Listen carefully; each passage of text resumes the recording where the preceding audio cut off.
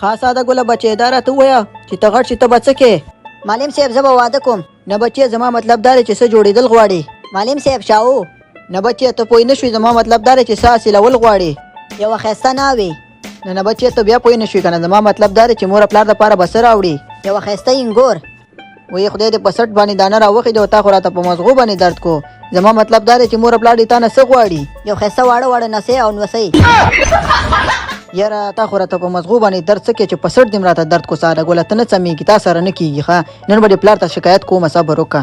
صحیح ده معلم صاحب خو یو خبره دا م ورته وکړه چې زما واده ته ګوره ګلپاڼه راولي ښه. یلکه مشره ته د ساده ګل پلار نه یې؟ بالکل د ساده ګل پلار یم. خیر شه څه خبره ته څوک یې؟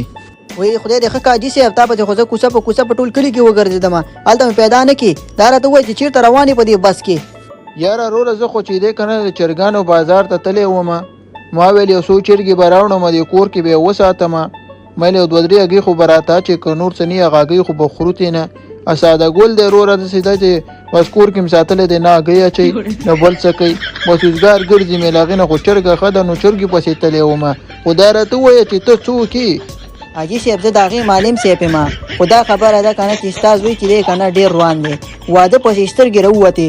زه ورته یو څه یم هغه بل څه وایي نو ته یې لږ پوه کړه په دې کور کې ښه. ښه دا خبره ده قاري صاحب.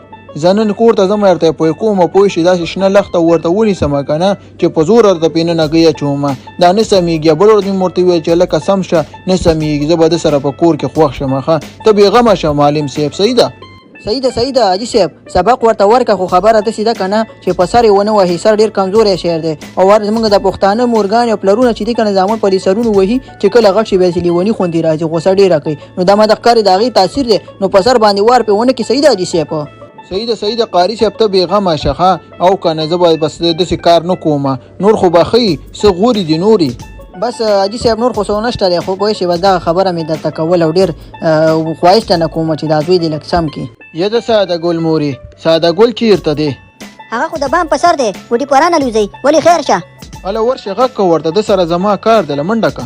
صحیح ده دا دی لاړم خو منډه نه شم وړی زاړه هډوکي دي اوس به نیم رانه په لاره کې پاتې او نیم مې بام سر ته خېجولي. خبره ده دا دی راغواړم ورته. السلام علیکم پلاره څنګه چلې په خیر راغلې؟ لږ په ادب خبرې کوه پلار سره سترګه کې مه وهه. خبره دې ده چې نن دې معلم صاحب سره څه کړي دي په سکول کې؟ ښه معلم صاحب در سره میلاو شو. یاره زما خبره خو مخکې تلي که نه حاجي صاحب؟ او خبره خو دې مخکې تلې ده.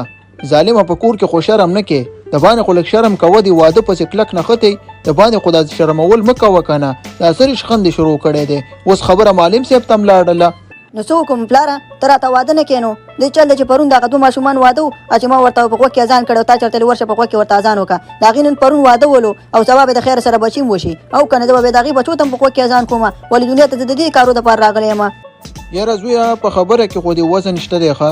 زه نن دې زه مور سره مشوره کوم چې هغه څه وایي. صحیح ده که نه یو ښایسته جلۍ به ورته پیدا کړو په دې کلي کې لکه د مار په شان. صحیح ده ته مه خفه کېږه زویه اذانونو ته نه یې راغلی. صحیح ده وی پلاره ته رښتیا وې زه خیر دې خبره خو سر پیدا کړو ښه او که نه ښځه خو راتاسې نه م کوئ. خو یو بله خبره هم دغه حاجي صاحب چې زما واده ته د خیره سره که نه ګلپاڼه خامخا راولې ډېر ارمان مې دی قدم را واخله. ولې ستا مور د ګلپاڼې نه کمه ده څه چې بله ګلپاڼه کور ته راولي را باندې مړه.